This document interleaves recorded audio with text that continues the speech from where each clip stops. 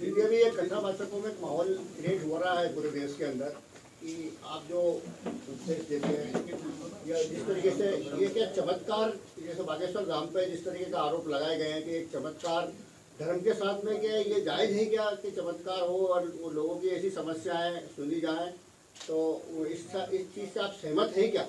मुझे नहीं पता, मुझे क्योंकि मुझे इस बारे में जानकारी नहीं है। देखिए, सबकी अपनी अपनी विद्या है।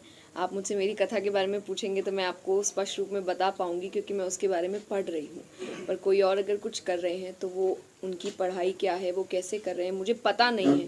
तो उस पर अगर मैं टिप्पणी करती हूँ तो मैं गलत हूँ। आप गृहस्थ आश्रम में कब प्रवेश करेंगे? तो मैं तो करूँगी। आध्यात्म का मतलब ये नहीं है कि मैं शादी नहीं करूँगी, बिल्कुल करूँगी। पर जैसा मैंने एग्जैक्टली मैं यही बात कह रही हूँ कि आज देखिए, क्योंकि हम चीज़ें आपको अच्छे के लिए मिलती है, आप उसका बुरा इस्तेमाल करते हैं। सोशल मीडिया आपको अच्छे के लिए मिला है, आज आप सामने हैं, मैं यहाँ बैठी हूँ, आप मेरी बात हर घर तक पहुँचा सकते हैं, ये एक अच्छा है। लेकिन अगर वो बात मोड़ के घुमा के करेंगे तो ये गलत है। तो वैसे ही आप समझिए कि जब मैंने सोशल मीडिया बनाया था तो इसका अर्थ यही है कि मेरी बात मेरे चैनल्स के थ्रू आप तक पहुँचेगी। पर लोग अलग अलग चैनल, फेक चैनल बनाकर कह रहे हैं कि ऐसे हो रहा है, वैसे हो रहा है। तो अगर मेरी शादी होगी तो मेरे चैनल से बता दी जाएगी। आप देश को हिंदू राष्ट्र बनाने की जो कवायद चल रही है, ऐसा ही मांग कर रहे हैं वो लोग, और उसका भी एक बीड़ा जो एक युवा संत ने उठा रखा है।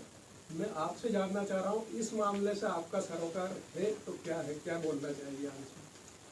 देखिए, मैं क्योंकि आप जिस क्षेत्र में जा रहे, थोड़ा पॉलिटिक्स की ओर भी चला जाता है, जिससे मैं कभी भी जुड़ी हुई नहीं रहती हूँ। जैसा मैंने कहा, आप मुझसे मेरी कथा की बात करिए, श्रीमद् भागवत की बात करिए, तो सनातन धर्म को आगे ले जाना, भगवान की बातों को आगे ले जाना, लोगों को जागरूक करना कि आप अपने धर्म के लिए जागरूक होइए, आप अपनी कथाओं को जानिए। जो हम कथाओं में रोज़ बात कर रहे हैं कि हम बच्चों को भी इधर उधर की कहानियाँ सुनाते हैं, जबकि आपके खुद की कथाओं में, शास्त्रों में इतनी कहानियाँ हैं, कथाएं हैं, कृष्ण की है, श्री राम की है, तो आप उसको सुनाइए, उसको आगे बढ़ाइए।